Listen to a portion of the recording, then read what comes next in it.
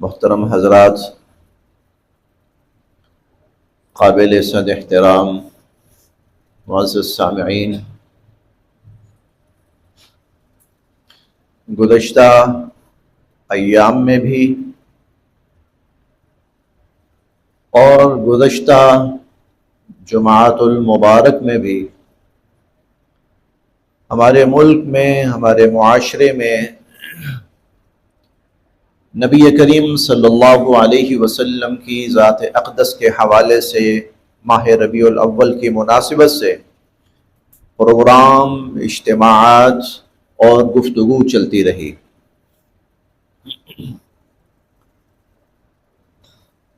مختلف موضوعات پر، مختلف عنوانات پر اجتماعات، پروگرام منعقد ہوتے رہے، محافل منعقد ہوتی رہیں۔ آج کے دور میں جس چیز کی سب سے زیادہ ضرورت ہے وہ ہے عملی طور پر اسلام کے ساتھ اور نبی کریم صلی اللہ علیہ وسلم کے ساتھ وابستہ ہونا۔ میں یہ جملہ پھر عرض کر رہا ہوں، جس چیز کی ضرورت ہے وہ ہے عملی طور پر اسلام کے ساتھ، نبی کریم صلی اللہ علیہ وسلم کے ساتھ وابستہ ہونا۔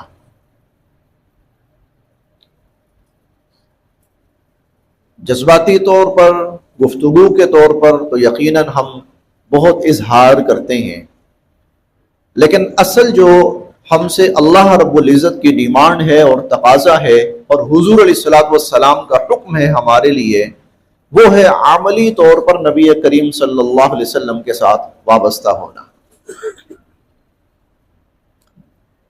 اب عملی طور پر وابستہ کس طرح ہونا ہے، اس کا ایک پہلو میں آج آپ حضرات کے سامنے عرض کرتا ہوں۔ حضور صلی اللہ علیہ وسلم نے زندگی گزارنے کے کچھ طور طریقے وہ ہمارے لیے مقرر فرمائے۔ ان طور طریقوں کو حضور صلی اللہ علیہ وسلم کی سنت کہا جاتا ہے۔ یہ حضور علیہ الصلوۃ والسلام کی سنت ہے، اور سنت کا مطلب کیا ہے؟ حضور علیہ الصلوۃ والسلام کا طریقہ۔ لیکن ابھی ٹھہری یہ بات ذرا تھوڑا سا اور سمجھیے۔ حضور علیہ الصلوۃ والسلام کا ہر عمل، ہر طریقہ وہ سنت نہیں ہے۔ وہ عمل جو حضور علیہ الصلوۃ والسلام نے بطور دین امت کے لیے چھوڑا ہے اور امت کو تلقین کی ہے کہ اس کو اپناؤ، جو طریقہ حضور علیہ الصلوۃ والسلام نے بطور دین چھوڑا ہے اور امت کو تلقین کی ہے کہ اس کو اپناؤ، اسے سنت کہتے ہیں۔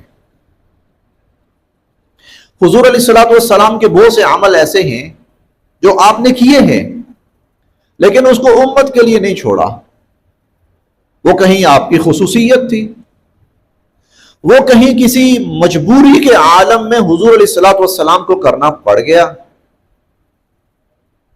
اس کا تعلق صرف حضور علیہ الصلوۃ والسلام کی ذات کے ساتھ ہے، وہ سنت نہیں ہے۔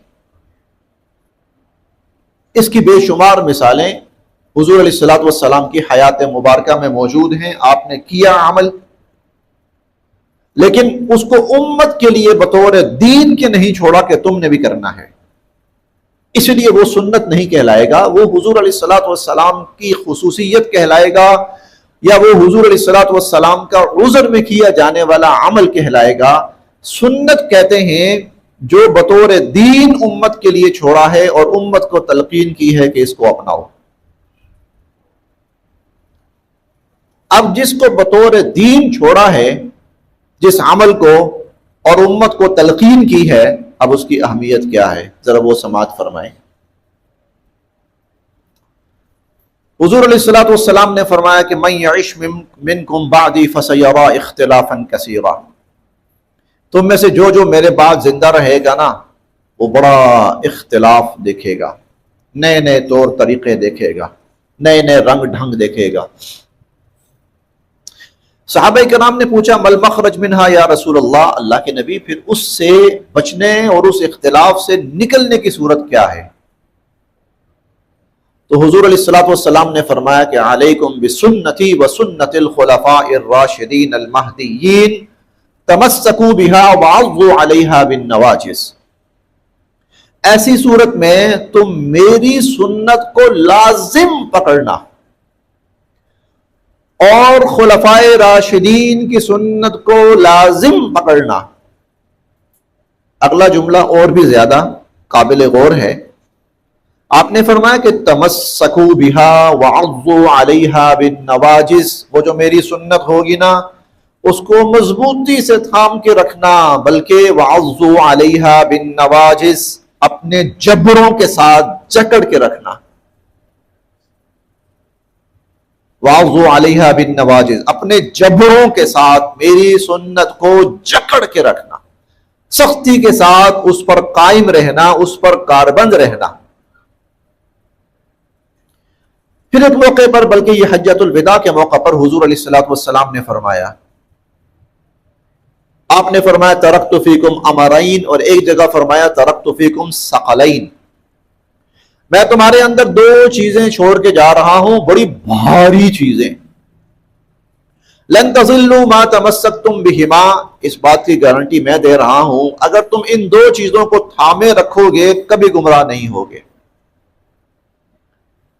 وہ دو چیزیں کیا ہیں؟ فرمایا کتاب اللہ، اللہ کی کتاب ہے، وسنت نبیہ، اور اللہ کے نبی صلی اللہ علیہ وسلم کی سنت ہے۔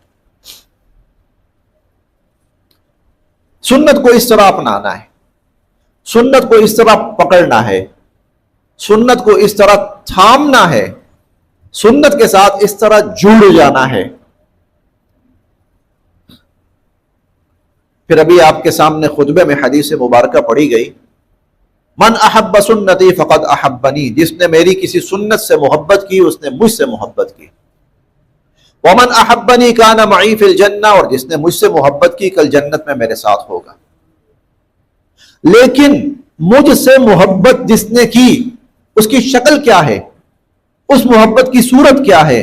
میری سنت سے محبت کی۔ اور محبت کا مطلب کیا ہے؟ اس کو اپنایا، اس کو تھاما، اس کے ساتھ جڑا۔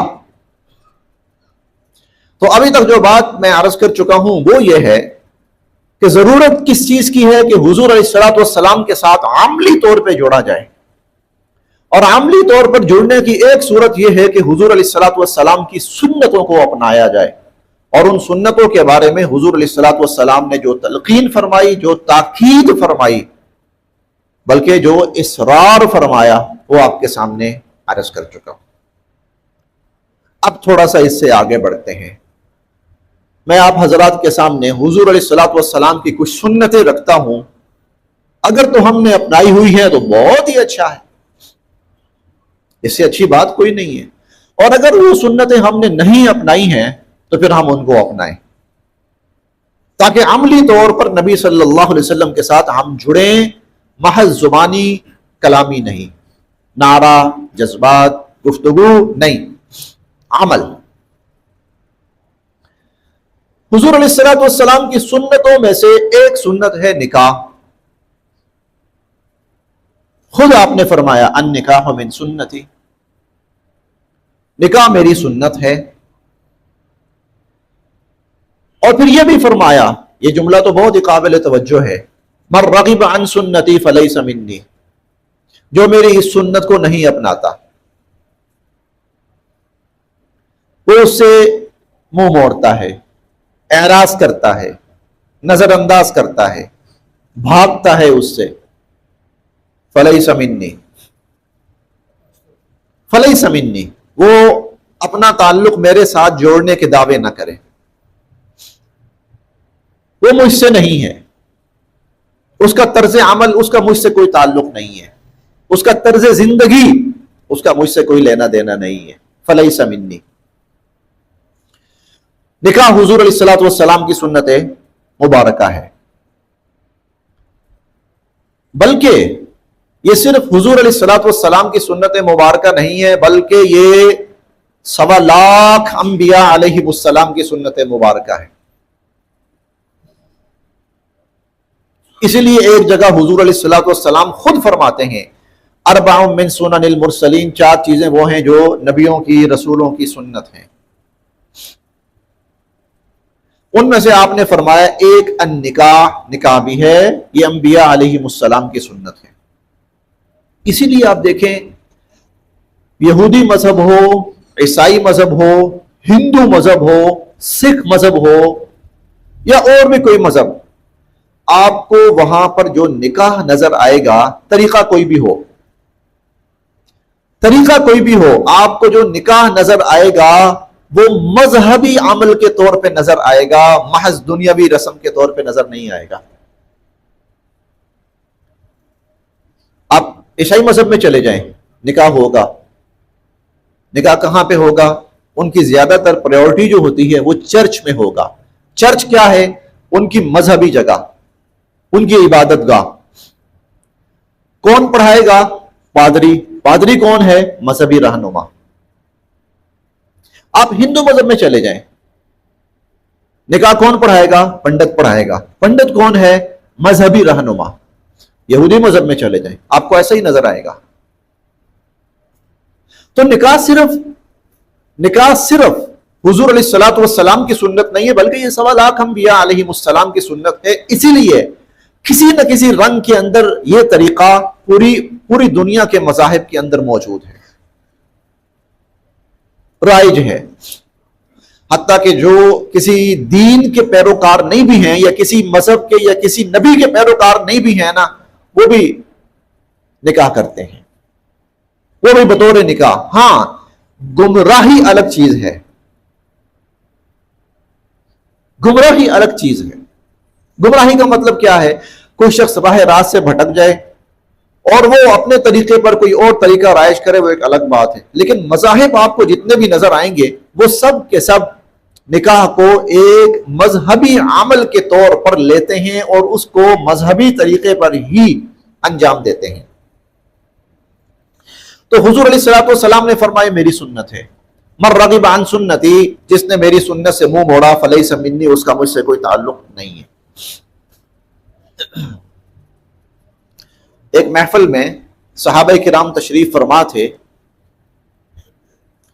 حضور علیہ الصلوۃ والسلام نے صحابہ کرام کے سامنے کہا، آپ نے فرمایا نکاح کرو، فَإِنَّهُ أَغَضُّ لِلْبَصَرِ وَأَحْسَنُ لِلْفَرْجِ. اور ایک جگہ یہ بھی فرمایا کہ مَنِ اسْتَطَاعَ مِنْكُمْ الْبَاءَةَ فَلْيَتَزَوَّجْ، تم میں سے جو بھی نکاح کر سکتا ہے نا، فَلْيَتَزَوَّجْ، تو وہ نکاح کرے. فَإِنَّهُ أَغَضُّ لِلْبَصَرِ وَأَحْسَنُ لِلْفَرْجِ. کیوں؟ اس سے نگاہ بھی محفوظ ہو جاتی ہے اور اس سے عزت و آبرو بھی محفوظ ہو جاتی ہے. حضرت عبداللہ ابن مسعود کہتے ہیں رضی اللہ تعالی عنہ، کہتے ہیں میں موجود تھا اور میرے سامنے حضور علیہ الصلوۃ والسلام نے یہ بات کی. میں نے نظر دوڑائی تو دیکھا جتنے لوگ بیٹھے تھے سب شادی شدہ، کنوارا میں ہی بیٹھا ہوا تھا. کہتے ہیں میں سمجھ گیا کہ حضور علیہ الصلوۃ والسلام کا یہ فرمان میرے لیے، کیونکہ باقیوں نے تو کیا ہوا ہے. تو میں سمجھ گیا، نام نہیں لیا آپ نے، لیکن میں سمجھ گیا کہ یہ گفتگو کا رخ میری طرف ہے اور یہ بات حضور علیہ الصلوۃ والسلام نے میرے لیے کہی ہے. اگلی بات سنیے. عبداللہ ابن مسعود کہتے ہیں اس دن کی رات نہیں آنے پائی، اس سے پہلے ہی میں نکاح کر چکا تھا. اس کی رات نہیں آنے پائی، میں اس سے پہلے ہی نکاح کر چکا تھا. حضرت عمر رضی اللہ تعالیٰ عنہ نے ایک بندے سے پوچھا، نوجوان تھا، اسے پوچھا ہاں بھائی تمہارا نکاح ہوا ہے، نکاح کیا تم نے، شادی شدہ ہو؟ کہنے لگا نہیں جی میں نے نکاح نہیں کیا. کہنے لگے دو ہی باتیں ہیں، یا تو عاجز ہے یا تو فاسق ہے. عاجز کی تفصیل میں بیان نہیں کرتا، آپ خود سمجھ آئیے. عاجز کی تفصیل میں یعنی تو جسمانی طور پر ناکارہ ہے اور تو اس لیے نکاح تو نے نہیں کیا، یا پھر تو فاسق ہے، اور فاسق کا مطلب یہ ہے کہ تو بے حیائی کو پسند کرتا ہے اور غلط راستوں پہ چلنا چاہتا ہے، اس لیے تو نے نکاح نہیں کیا. تو اسلام کا حکم تو یہ ہے کہ نکاح کرو، اور یہ انبیاء علیہم کی سنت ہے، نبی علیہ الصلوۃ والسلام کی سنت ہے۔ اب یہاں پر نا ایک بڑی تفصیلی گفتگو ہے کہ یہ جو نکاح جس کو ہم نکاح سمجھ لیتے ہیں، یہ نکاح کا ابتدائی حصہ ہے، یہ نکاح کا ابتدائی حصہ ہے۔ ابتدائی حصے سے مراد یہ ہے، ہمارے ہاں تصور یہ ہے کہ زندگی میں شادی تو ایک ہی دفعہ ہوتی ہے، بھائی نکاح تو ایک ہی ہوتا ہے، یہ ہمارے ہاں ایسا تصور ہے۔ میں نے ایک دفعہ ایک نوجوان سے کہا، مذاق میں بات چل رہی تھی، میں نے کہا اللہ تمہارے اور نکاح فرمائے، اللہ تمہیں اور بیویاں دے۔ کہنے لگا استغفر اللہ، اس کے الفاظ ہیں، اللہ نہ کرے، استغفر اللہ، یہ اس کے الفاظ ہیں۔ اسلام اس میں تعدد کو پسند کرتا ہے۔ نکاح یہ نہیں کہ ایک دفعہ کر لیا بس ختم، نہیں، مرد کے لیے یہ ہے وہ پوری زندگی میں ایک وقت میں 4 بیویاں رکھ سکتا ہے، 5ویں نہ ہونے پائے ایک وقت میں، لیکن اگر ان 4 میں سے کسی ایک کا انتقال بھی ہو جاتا ہے، 3 رہ جاتی ہیں، تو 4تھی پھر کر سکتا ہے، اور ان میں سے 2 اگر اس کے نکاح میں نہیں رہتی تو وہ مزید نکاح کر سکتا ہے۔ اس طرح صحابہ کرام رضوان اللہ علیہم اجمعین نے کئی نکاح فرمائے ہیں، اور اسلام کا جو اصل نکاح کے اندر اصل حکم ہے، جو اصل بلکہ منشا ہے، وہ کثرت ہے، تعدد اور کثرت۔ یہ جو ہمارے ہاں نا ایک ہی دفعہ تو نکاح ہوتا ہے، ایک ہی دفعہ تو شادی ہوتی ہے، یہ ہمارے ہاں لا علمی کی بنا پر اس قسم کے الفاظ اور اس قسم کے جملے رائج ہو گئے ہیں، یہ ہماری طرف سے، اللہ رب العزت کی طرف سے ایسا نہیں ہے۔ اسی لیے قرآن کریم میں جہاں نکاح کا حکم آیا، اللہ تعالیٰ فرماتے ہیں، یہ میں نہیں کہہ رہا، یہ قرآن کریم موجود ہیں، آپ اٹھا کر دیکھ سکتے ہیں۔ اللہ تعالیٰ فرماتے ہیں فَانْكِحُوا مَا طَابَ لَكُم مِّنَ النِّسَاءِ، بھئی اگر تمہیں کوئی خاتون پسند ہے، خواتین بلکہ پسند ہیں، اور تم ان سے نکاح کرنا چاہتے ہو تو کرو۔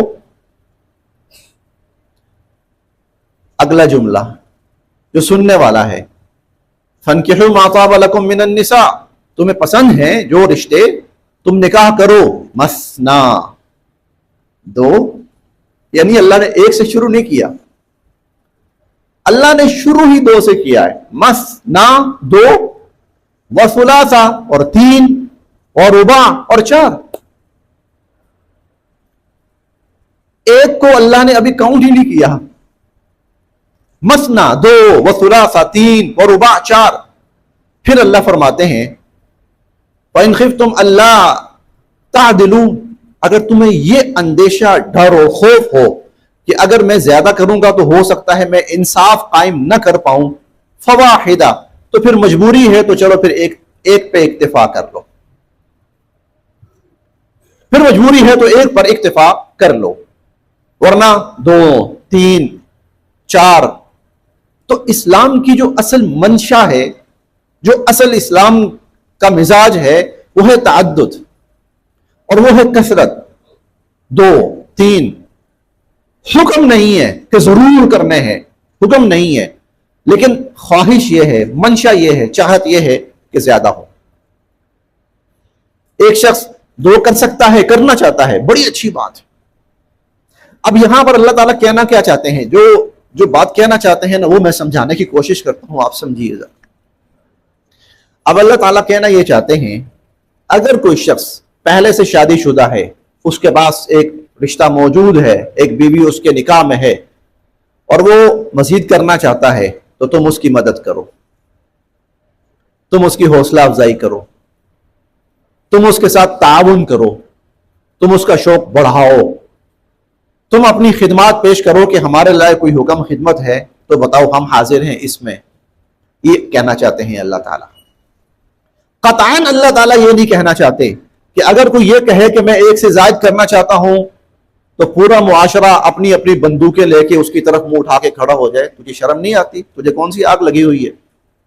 مسئلہ کیا ہے تیرے ساتھ؟ تیرے گھر بہن بیٹیاں نہیں ہیں؟ نہیں، اسلام یہ نہیں کہتا۔ اسلام یہ کہتا ہے کہ اب اس مدد کرو، اس کی تعاون کرو اس کے ساتھ۔ خیر، یہ اسلام کا اصل مزاج ہے، یہ اصل مزاج، تعدد۔ اور اگر کسی مجبوری کی وجہ سے کوئی شخص ایک پر اکتفا بھی کرتا ہے تو چلیں، کم از کم آخری درجہ یہ ہے کہ وہ ایک نکاح اس نے ضرور کیا ہوا ہو۔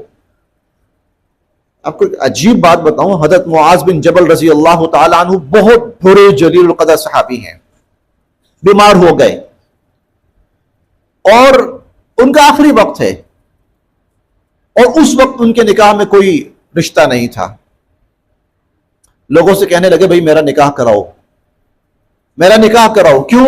میں اللہ سے اس حالت میں نہیں ملنا چاہتا کہ میرے نکاح کے اندر کوئی عورت نہیں ہے. حضرت شداد بن اوس اپنی آخری عمر میں نابینا ہو گئے تھے، اور اس وقت ان کے نکاح میں کوئی بیوی نہیں تھی، انتقال کر گئی. بوڑھے تھے وہ بھی، وہ عورت بھی بوڑھی انتقال کر گئی. تو کہنے لگے میرا نکاح کراؤ. کیوں؟ کیونکہ میں نے حضور علیہ الصلوۃ والسلام سے یہ سنا تھا کہ تم اللہ سے اس حال میں نہ ملنا کہ تمہارے نکاح کے اندر کوئی رشتہ اور کوئی بیوی نہ ہو. یہ اسلام کا مزاج ہے، انسان حالت نکاح میں رہے، جوانی میں رہے، بلکہ جب وہ جوان ہو جائے اور اس پوزیشن میں آئے کہ وہ نکاح کر سکتا ہے اور وہ ایک رشتہ سنبھال سکتا ہے تو وہ نکاح کرے. یہ حضور علیہ الصلوۃ والسلام کی سنت ہے.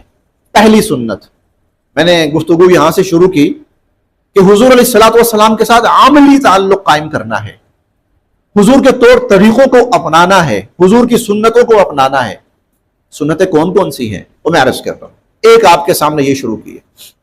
پہلی سنت نکاح ہے. اس لیے اس کے خلاف جتنے جملے بنے ہوئے ہیں، جتنے فقرے بنے ہوئے ہیں، وہ کفریہ اور شیطانی ہیں. جیسے جو شادی کرے پچھتائے، غلط. اگر یہ پچھتانے والا عمل ہوتا، میں اللہ کی قسم کھا کے کہتا ہوں اللہ تعالیٰ 1.25 لاکھ نبیوں کو حکم نہ دیتے کہ نکاح کرو، اور 1.25 لاکھ نبی اپنی امتوں کو تاکید کر کے نہ جاتے کہ نکاح کرو.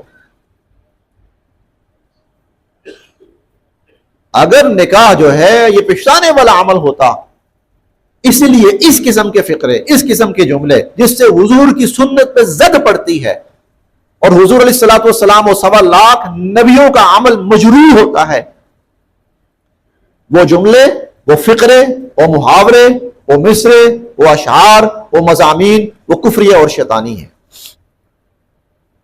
ایک سنت. دوسری سنت حضور علیہ الصلوۃ والسلام کی دوسری سنت، ہم نے جڑنا ہے اپنے نبی کے ساتھ. کیسے جڑنا ہے؟ آپ کے طور طریقے اپنا کر، آپ کی سنتوں کو اپنا کر. دوسری سنت، حضور علیہ الصلوۃ والسلام جب گھر میں داخل ہوتے تھے، کبھی ایسا نہیں ہوا آپ گھر میں داخل ہوئے ہیں اور آپ کے چہرے پر مسکراہٹ نہ ہو، کھلے ہوئے چہرے کے ساتھ، خوش طبعی اور خوش مزاجی کے ساتھ حضور گھر میں داخل ہوئے ہوں، حضور گھر میں داخل نہ ہوئے ہوں. ایسا کبھی نہیں ہوا. یہ سنت ہے حضور علیہ الصلوۃ والسلام کی. جب بھی گھر میں داخل ہوتے تھے 2 کام، نمبر 1 سلام، اور نمبر 2 آپ کے چہرے پہ مسکراہٹ ہوتی تھی. آپ کو بہت عجیب بات بتاؤں، بہت ہی حیران کن، شاید کم سنی ہو یہ بات آپ لوگوں نے. حضرت خدیجۃ الکبریٰ رضی اللہ تعالی عنہا 25 سال حضور صلی اللہ علیہ وسلم کی زوجہ محترمہ رہیں، اور ان 25 میں سے 10 سال حضور علیہ الصلوۃ والسلام کی ابتدائی نبوت کے ہیں. اور وہ جو 10 سال تھے نا ابتدائی نبوت کے، وہ بے انتہا سخت سال تھے. کفار آپ کے خلاف، پورا معاشرہ آپ کے خلاف، آپ کے خلاف کیا کچھ نہیں کیا گیا. زبانی طور پر، عملی طور پر آپ کا مقاطعہ کیا گیا، بائیکاٹ کیا گیا. آپ کو شیب ابی طالب میں 3 سال قید کیا گیا، پتھر برسائے گئے. طائف کا واقعہ ہو یا اور ابتدائی واقعات ہوں، آپ کا معاشرے نے، جب آپ نے نبوت کا اعلان کیا تھا نا، تو معاشرے نے آپ کا بائیکاٹ کرنا شروع کر دیا تھا. سیدھے منہ کوئی بات کرنے کو تیار نہیں ہوتا تھا حضور علیہ الصلوۃ والسلام کے ساتھ. راستوں میں کانٹے بچھانے، آپ صلی اللہ علیہ وسلم کے اوپر جانوروں کی غلاظتیں ڈال دینا، جب آپ نماز پڑھ رہے ہوتے تھے، آپ کے گلے کے اندر کپڑے ڈالنا، گھسیٹنا، آپ کو پکڑ کر کعبے کی دیوار کے ساتھ دے مارنا، یہ سب ہوا ہے اور اس سے بہت آگے بڑھ کر ہوا ہے. آپ پر بہت بڑے بڑے غلط الفاظ آپ کی ذات اقدس کے بارے میں استعمال کرنا، جب آپ کہیں سے گزرتے استہزاء کرنا، مذاق اڑانا، راہ چلتے لڑکوں کو آپ کے پیچھے لگا دینا، جو منہ میں آتا ہے بولو اور جو کر سکتے ہو کرو. یہ سب ہوا حضور علیہ الصلوۃ والسلام کے ساتھ. یہ سب کچھ ہونے کے باوجود جب حضور علیہ الصلوۃ والسلام گھر میں آتے تھے، چہرے پہ مسکراہٹ.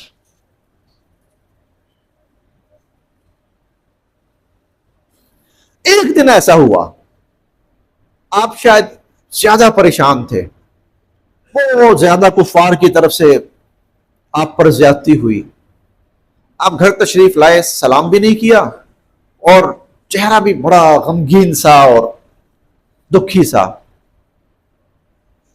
حضرت خدیجہ نے دیکھا، بڑی جہان دیدہ خاتون تھی، بہت ہی زیادہ جہان دیدہ خاتون تھی. انہوں نے دیکھا یہ ایسا ہوا نہیں کبھی، آپ گھر میں آئے ہوں، چہرے پہ مسکراہٹ نہیں ہے، سلام نہیں کیا، ایسا ہوا نہیں، ایسا نہیں ہوا، یہ کیا ہے؟ لگتا ہے کوئی بہت بڑی بات ہوئی. کہنے لگی اللہ کے نبی خیریت؟ آج بالکل خلاف معمول، آپ گھر میں تشریف لائیں، چہرے پہ مسکراہٹ نہ ہو، کبھی نہیں ہوا. آج پہلی دفعہ آپ گھر میں داخل ہوں، سلام نہ فرمائیں، ایسا نہیں ہوا، پہلی دفعہ. حضور کو احساس ہوا. آپ فوراً واپس پلٹے، باہر گئے، اپنے آپ کو نارمل کیا آپ نے. پھر اس کے بعد آپ مسکراتے ہوئے چہرے کے ساتھ دوبارہ گھر میں داخل. یہ سنت ہے نبی کریم صلی اللہ علیہ وسلم کی. میں ان چیزوں کو کوشش کر رہا ہوں بیان کروں جن کا تعلق معاشرے کے ساتھ ہے، جن کا تعلق ہمارے گھر بار کے ساتھ ہے. کچھ سنتیں وہ ہیں جن کا تعلق انسان کی ذاتی زندگی کے ساتھ ہے. ابھی میں ان پہ نہیں آ رہا، میں وہ نہیں کر رہا. مثلا مسواک کرنا حضور علیہ الصلوۃ والسلام کی سنت مبارکہ ہے، لیکن یہ ذاتی عمل ہے، یہ ذاتی سنت ہے، انشاءاللہ اس پر بھی بیان ہوگا. لیکن وہ سنتیں جن کا تعلق معاشرے کے ساتھ ہے، جن کا تعلق سوسائٹی کے ساتھ ہے. آپ کبھی ایسا نہیں ہوا گھر میں تشریف لائے ہیں اور آپ کے چہرہ اقدس کے اوپر مسکراہٹ نہ ہو، ہنستے ہوئے مسکراتے ہوئے آپ داخل نہ ہوئے. سنت ہے حضور صلی اللہ علیہ وسلم کی. عہد کیجئے آج سے، کوشش کریں گے کہ جب بھی اپنے گھروں میں داخل ہوں گے تو نبی کے امتی بن کے داخل ہوں گے. اور نبی کا امتی وہ ہے جو نبی کے طریقے پہ داخل ہوتا ہے. اور نبی علیہ الصلوۃ والسلام کا ایک طریقہ یہ بھی ہے کہ سلام کر کے اور مسکراتے ہوئے چہروں کے ساتھ گھروں میں داخل ہونا. یہ نہیں ہے کہ دفتر کی ٹینشن ہے تو وہ گھر کے اندر بھی ہم ساتھ لے کے آ رہے ہیں، اور کسی کے ساتھ ہم گفتگو کرتے ہوئے آ رہے ہیں اور ہماری گفتگو نازیبا ہے تو ہم وہی نازیبا گفتگو کرتے ہوئے اپنے گھر میں داخل ہو رہے ہیں. غلط ہے. حضور علیہ الصلوۃ والسلام کی ایک سنت یہ بھی ہے. تیسری سنت، حضور علیہ الصلوۃ والسلام جب کسی کے ساتھ کوئی معاملہ کرتے تھے تو آپ اس معاملے کو اتنے خوبصورت انداز سے انجام دیتے تھے کہ ہر شخص چاہتا تھا کہ حضور میرے ساتھ دوبارہ معاملہ کریں. حسن معاملہ، کسی کے ساتھ کوئی چیز کا لین دین کرنا، حضور علیہ الصلوۃ والسلام نے خرید و فروخت کرنا، کسی چیز کا قرض لینا اور قرض واپس کرنا، بڑے خوبصورت انداز کے اندر حضور علیہ الصلوۃ والسلام معاملہ کرتے تھے. میں آپ کو اس کی ایک مثال عرض کرتا ہوں. ایسا موقع آیا کہ آپ قرض لیتے تھے، آپ نے قرض لیا مختلف مواقع پر، لیکن آپ کی عادت مبارکہ یہ تھی جب قرض واپس کرتے تھے تو نہ صرف یہ کہ وہ پوری رقم واپس کرتے تھے یا پوری چیز واپس کرتے تھے، بلکہ اپنی طرف سے کچھ اور بھی اس کو واپس کرتے تھے ساتھ. اضافی طور پر اپنی طرف سے اسے کچھ اور بھی واپس کرتے تھے. تو نے میرے ساتھ نیکی کی نا، نیکی کی ہے، اور نیکی کیا ہے؟ قرض بھی ایک مدد ہے. تم نے نیکی کی ہے تو آپ جب وہ قرض واپس کرتے تھے، قرض کی رقم تو واپس کی، قرض کی چیز تو واپس کی، اس کے ساتھ ساتھ حضور علیہ الصلوۃ والسلام اپنی طرف سے اضافی طور پر بھی کچھ نہ کچھ دیتے تھے۔ اب آپ اندازہ لگائیں، جس بندے کے ساتھ اس قسم کا معاملہ ہو وہ پتہ کیا کہے گا؟ وہ کہے گا بھائی آئندہ ضرورت ہونا تو پھر بھی لے لینا۔ حالانکہ قرض کے بارے میں حضور علیہ الصلوۃ والسلام کا اپنا فرمان ہے، القرض مقراض المحبہ، قرض محبت کی کینچی ہے، محبت کو کاٹ کے رکھ دیتا ہے قرض۔ اور آج کا جو ہم قرض کا لین دین کرتے ہیں یہ وہی ہے۔ آج جو ہم جو قرض کا لین دین کر رہے ہیں نا وہ یہی ہے کہ جب آپ نے کسی کو قرض دینا ہو تو اس وقت لینے والا آپ کے پیچھے پیچھے بھاگ رہا ہوتا ہے، بھائی دے دیں دے دیں دے دیں، بڑی مہربانی، بڑا مجبور ہوں میں، قرض دے دیں۔ اور جب آپ نے دے دیا، اب جب واپس لینا ہے نا تو آپ اس کے پیچھے پیچھے بھاگ رہے ہیں، بھائی تیری مہربانی واپس کر دے۔ دے کر، قرض دے کر بھائیوں میں دشمنی پڑی ہے، دوستوں کی دوستیاں ختم ہوئی ہیں، اور حضور علیہ الصلوۃ والسلام نے فرمایا تھا کہ قرض محبت کی کینچی ہے۔ محبت کرنے والوں کے درمیان بھی قرض آ جائے تو کئی دفعہ وہ قرض جو ہے وہ محبت کو توڑ کے رکھ دیتا ہے۔ لیکن جو جملہ میں عرض کرنے لگا ہوں، اگر حسن معاملہ حضور کی طرح کریں تو اللہ کی قسم قرض محبت کی کینچی نہیں بنے گی، بلکہ قرض محبت کی گرہ بن جائے گی اور مضبوط کرے گی۔ یہ حضور علیہ الصلوۃ والسلام کا حسن معاملہ، یہ سنت ہے، یہ سنت ہے، یہ وہ طریقے ہیں جو حضور علیہ الصلوۃ والسلام نے میرے اور آپ کے لیے چھوڑے ہیں۔ میں 3 باتیں عرض کر چکا ہوں، ایک نکاح، ایک جب گھر میں داخل ہونا ہے حضور علیہ الصلوۃ والسلام کی سنت، اور ایک جب کسی کے ساتھ معاملہ کرنا ہے تو اس میں حضور علیہ الصلوۃ والسلام کا طریقہ۔ چوتھی چیز سنت حضور علیہ الصلوۃ والسلام کی، آپ نے خواتین کے بارے میں بڑی ہی پیاری نصیحتیں ہمیں فرمائی اور بہت ہی خوبصورت طرز عمل ہمارے لیے چھوڑا۔ ایک تو ہے آپ کا اپنی ازواج مطہرات کے ساتھ سلوک، ایک آپ کا اپنی ازواج مطہرات کے ساتھ سلوک، وہ ایک الگ ہے، ابھی میں اس پہ بات نہیں کر رہا۔ آپ کی وہ نصیحتیں جو والدین کے بارے میں ہیں، خصوصاً والدہ کے بارے میں ہیں، میں اس پہ بھی بات نہیں کر رہا۔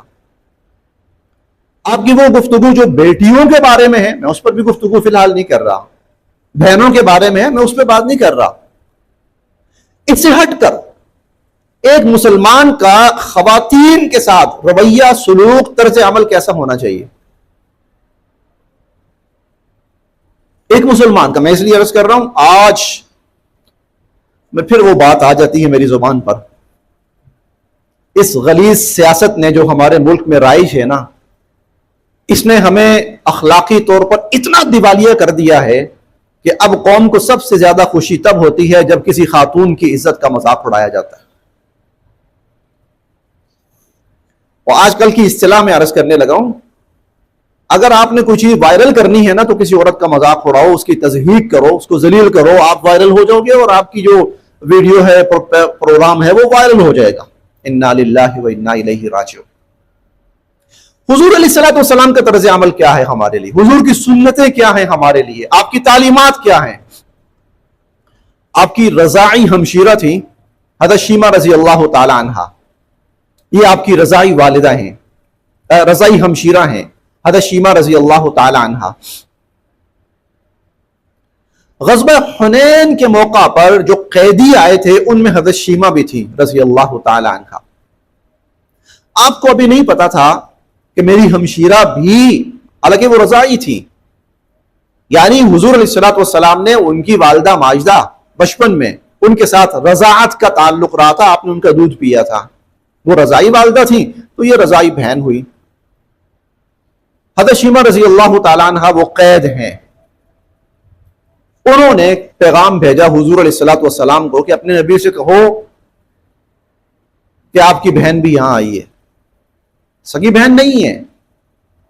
حضور علیہ الصلوۃ والسلام کو جو ہی پتہ چلا فوراً گئے، بھاگے آپ گئے اور حضرت شیمہ رضی اللہ عنہا کو لے کر آئے اور ان کے لیے چادر بچھائی اور ان کو بٹھایا.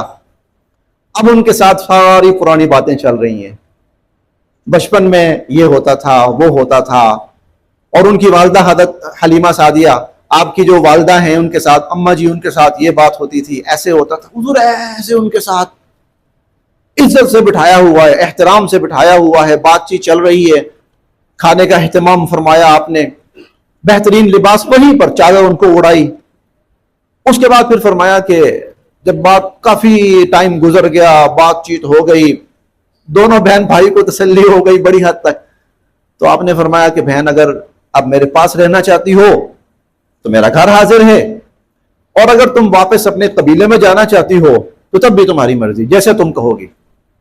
تو وہ کہنے لگی نہیں، میں اپنے قبیلے میں واپس جانا چاہوں گی. تو حضور علیہ الصلوۃ والسلام نے اچھا خاصا کھانے پینے کی اشیاء، کپڑے ان کو دیے، اور غزوہ حنین کے 6000 قیدی جو ان کے قبیلے کے تھے، جو قید تھے مسلمانوں کے ہاتھوں میں، آپ نے فرمایا سب کو آزاد کر دو، واپس بھیج دو. عورت ذات کے ساتھ کتنا احترام کا معاملہ کرنا ہے.